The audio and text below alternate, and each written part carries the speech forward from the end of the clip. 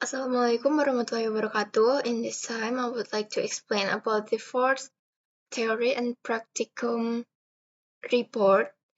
And first of all, my name is Agustina and my student number is 2024 32041, and I'm from B class. And first thing first, I'm gonna answer the question that I already sent by the assignment. And the first question is, what is a hypothesis test in statistics and why is it important? So hypothesis testing is one of the methods in statistics used to test or assess a statement or initial guess or hypothesis about population parameters based on the sample data. The goal is to determine whether data collected provides enough evidence to reject or accept a hypothesis.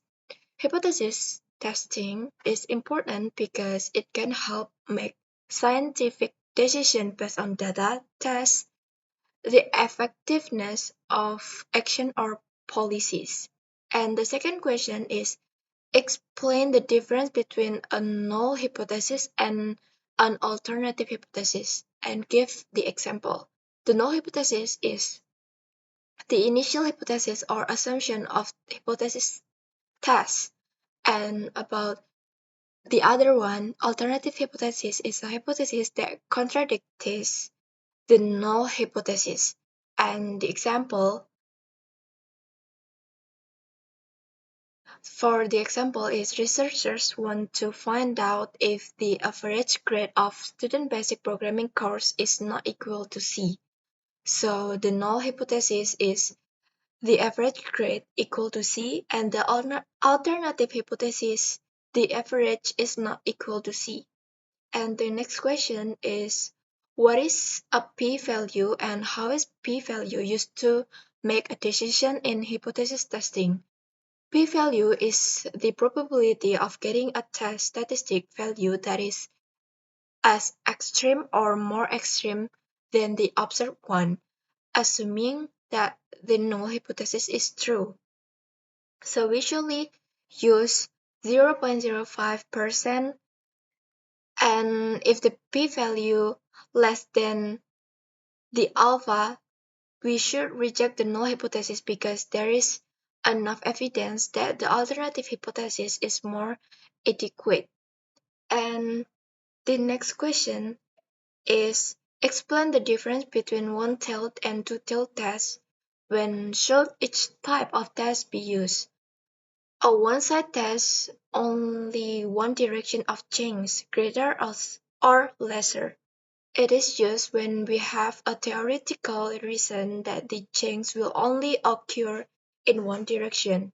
For example, to determine whether the average is less than to the left or more than to the right. And the next is, a two-side test is used to test whether a parameter value is greater or less than a certain value. It's used when we want to know if there is a difference between our hypothesis or assumption. For example, when we want to find out whether the mean is equal to 20 or not, then the test must be done from the right and left side. And the fifth question is, what are the basic assumptions that must be met before conducting a t-test? The first one is the data measured on the interval or ratio scale. That means the data must be quantitative numbers. And the second one is the data must be normally distributed, especially in count less than 30. And the third one is samples are randomly drawn by independent. That means the observations of one individual do not influence the observation of another. And the last one is the variance of two groups being compared must be approximately equal. And the last question is, why is it important to develop a hypothesis before analyzing data? Developing a hypothesis before conducting data analysis is very important because it can provide a scientific framework for analysis and prevent bias in the interpretation of results, and ensure that the analysis of focus and in accordance with research objective. If the analysis is carried without a hypothesis, the result would be vulnerable to data fishing and can produce error conclusion because they do not know what is being tested. And for the next one, I'm going to explain about the practical report. And in this time, we learn about three stages of hypothesis testing. So this is the data that already provided. And the first question of first step is we have to institution estimate that the average study duration of student is 5 hours. First thing first, we have to calculate the mean, standard deviation, and t-count manually. First, I will implement one sample t-test in this experiment, and we will find out the average with the mean formula and the standard deviation with the standard deviation formula. Then we will get the result of the mean and standard deviation and then enter them into manual t-count formula. And as the result is going to explain in number 2. In this number 2, we want to know about the hypothesis test, and hypothesis null is the average equal to 5. And from the practical that I've already done, it can be concluded that wherever using the fast method or manually the same result is obtained, namely the average of x is equal to 4.888, and as we know, the average is not equal to 5, so we accept the alternative hypothesis. And the question number 2 is use the after and before columns to answer the 2.1. Create an individual line per student of the before and after scores. As you can see in this graphic, the ggplot used to create a flexible data visualization, while Reshape2 is used to change the structure from wide format to long format because what is requested in the question is individual lines from before and after.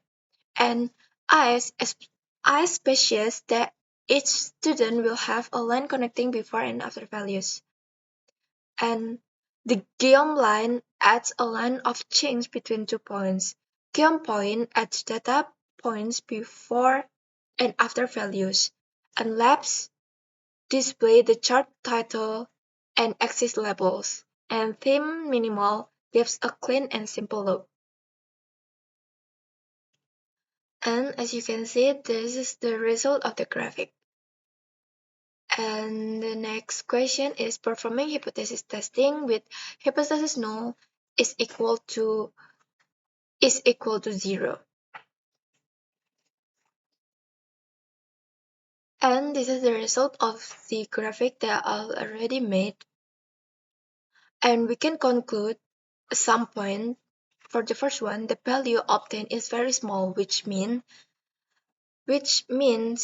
that there is a statistically significant difference between the before and after values. So we reject the null hypothesis and accept the alternative hypothesis. And as you can see in the result of the RStudio, that the value is large at 10.4, which means the difference is very clear between before and after. So it's not coincidence. And the third one is confidence interval, means that this is the interval indicates that we are 95% sure that the mean difference is actually within that interval. And for the third question is merge the method A and method B columns into a new data frame date method. In this case, I use independent sample t-test to find out the new data frame. And this is the result of the graphic, and I will explain about the conclusion. The graph above visualizes the comparison of student grades of method A and method B. The median is shown with a black line, and it's known that the median of method A is around 78, which means 50% of students taught by method A have scores below 78, and the remaining 50% are above 78, while the median for method B is around 74. It can be concluded that method A appears to be produce higher and more consistent scores than method B. And the second question of the case, conduct an independent sample t-test to find out if there is a significant difference between the two learning methods. And we use t-test with paired equal to false. And this is the result of my practical, and the p-value is found to be 0.97. That means that there is no evidence to prove that the mean of method A is smaller than method B, so we should reject the null hypothesis. I think that's all I could explain. I'm so sorry if there's a lot of mistaken around my practical, and thank you for watching.